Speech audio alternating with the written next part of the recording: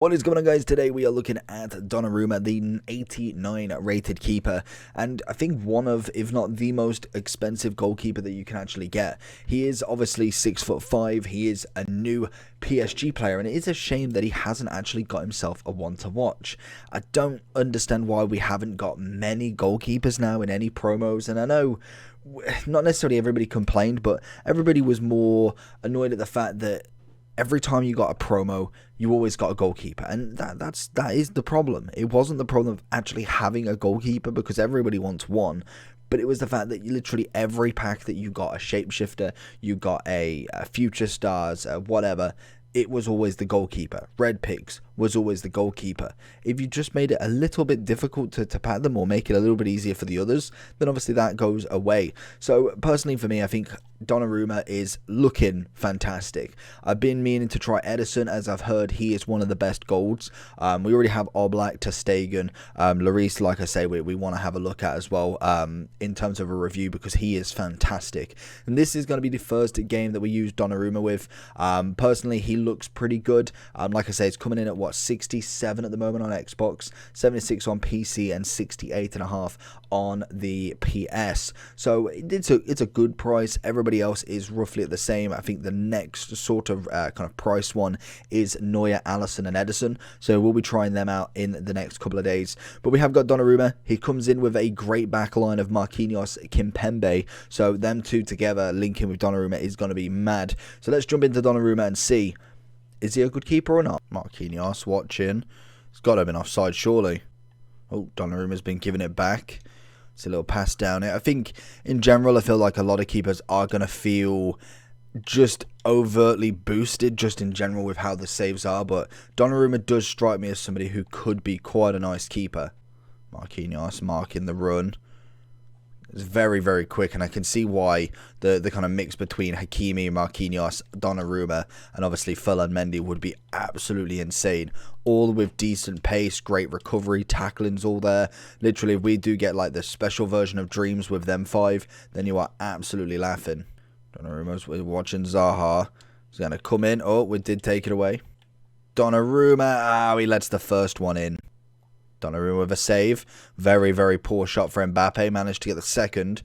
Kick-wise, that is stunning. That's a lovely kick. If you could time that right, you can definitely get an opponent, your player in. Most definitely. Some of them, especially someone like an Edison, has a wonderful kick. So Donnarumma with that is going to be spectacular, most definitely. It's going to be interesting to see what his sort of throw is as well. There's another one that you got to consider with keepers, is they do have long throws also.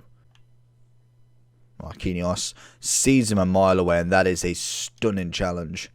Donnarumma's needed here. Malin's going to try it. That's poor. That's very, very, very poor. Big kick from Donnarumma. Let's see how far I can go. Gone the wrong zone, but that's a lovely one. If you think you could drop that down with obviously a winger taking on the defender, then you are absolutely laughing every single time getting that one in. I think Di Maria, in terms of his price, is nice, and obviously he is coming in quite a cheap price just because he isn't necessarily going to be in people's teams all the time. The 2-star weak foot is most definitely something that needs to be completely improved, which obviously we'll see later on, but I do think animation-wise is just not there. Donnarumma is going to have to come out, and that is what I want. The keepers in this game now, even literally just a one-on-one chance like that, isn't always guaranteed, and that is something that is brand new to the game. Normally that would be an easy either sweat goal, he'd chip it over him, and you've just guaranteed got a goal against you. Whereas we see there, Donnarumma again had not the greatest of games so far for me. He's kind of letting a couple of easier opportunities that I believe Lloris would have probably saved, but still manages to make that save there, which is very, very nice indeed. And obviously he wouldn't, I know his price is kind of technically because PSG and obviously the links to Marquinhos and all of that, but he wouldn't still be that sort of price now if he really wasn't that good. I'm going to see a ball in here from Rashford. We got Kimpembe gone, and I don't get why he's gone. There we go. Sidibe's going to take it away there, and we're going to see it out with Verratti. Lovely stuff. But Donnarumma then coming. I don't know if that is naturally his reaction to the ball coming into the box, that he automatically brings himself out, and we'll have to check the trait for that one, because there is a trait, I believe, when it's like comes for crosses, and I've heard that one is quite annoying. Donnarumma waiting on that. Pele is going to see that ball through. Instead, we've got Goretzka coming in. Rashford again playing around the middle. And just kind of hold off the box here. Always found Foden. He's got a left foot on him. Donnarumma all day long. All day long. Sometimes that can go in though. We've seen it a hell of a lot of times recently, and that is kind of a thing that keepers can't help, is the finesse shot is just absolutely broken still. So maybe even with the patch we might see that kind of decrease a little bit, because it is absolutely stupid as Kimpembe is not going to let Pele go in.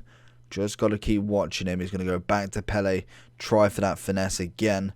And this is it, you just got to kind of not necessarily step off them, but then you don't want to be completely on their toes, because a turn can be absolutely vital in this game. But as you can see, we're kind of just watching him, and eventually he makes that mistake, leading Donnarumma to not need to do too much this game so far. Good save. Again, he's got good reactions. That's always a nice thing. And I think Donnarumma, for me, is potentially, if they go off mainly just one competition base, it's going to get potential team of the year. Obviously, the only other real option, I'd say, is Ederson. And it's just pulling names from a hat, really. And I'm just thinking of, obviously, his Euros performance more than anything. Whereas, kind of in the league, I don't know where AC Milan personally sat. Sorry. That's a great ball into Pele. That is what you want from him. He's going to try and go for that. He knows that we want to potentially look at that finesse if possible. And we don't get it attacked. But in terms of Donnarumma, I feel like he's got a very, very big chance at, obviously, the team of the year with the Euros performance, especially going through 2 penalty shootouts and actually winning the whole event. That, for me, it does solidify a hell of a lot. Not doing too bad in terms of AC Milan. Then, obviously, with a big move. Ederson, I think, won the league. Unfortunately, didn't win the Champions League. And also didn't win the Copa de America as well, which is would have potentially probably put him in it, actually. So going into Donnarumma, he is going to be a short and sweet review, I think, because obviously there isn't loads and loads to talk about. It's just an interesting one to see who is the better. Kind of give you a little brief summary of each, and then we can kind of finish off with a big one. We want to do the icons, the specials, all of the golds, as many as possible, because they are kind of... They have different traits, which is the big thing. Like this guy, Donnarumma, has rushes out for goal, which makes sense for why he did that rush, actually. And then comes for crosses. Sometimes you've got to watch what traits they have. Some have, I think it's either stay in goal or something. When a cross comes in, they don't go for it. There is multiple like that. So you want to watch that, because that'll be a huge one if you do get it, because I think come for crosses is perfect. They do catch the ball a hell of a lot more, and rushes out a goal, it's half and half. It depends how you see it. If he's constantly running through as a through ball and you've managed to time it right, then obviously that is fantastic. If you haven't, then that's going to be disastrous, because it's just going to be a dink over, a little ball roll away, and it's a goal no matter what keeper you've got. Overall wise for him, I think he is a solid keeper.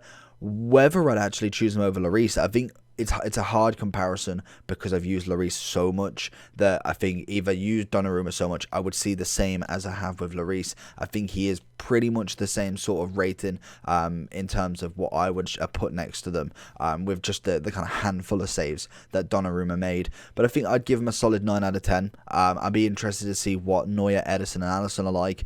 Lloris definitely coming in, I'd say a little bit under, but I do think if I wasn't being so biased because I've played so many matches, I would have definitely put Lloris higher at this moment in time until I've played X amount of games with Donnarumma. But for me, I think it's a good leaderboard so far. I want to see how it goes. Everything can move. So if people kind of Ederson comes in and he doesn't impress me, obviously he'll slip underneath Donnarumma, and then obviously slip below Lloris as well. So hopefully you did enjoy the video. Let me know down below what you think, and make sure you like and subscribe. Peace.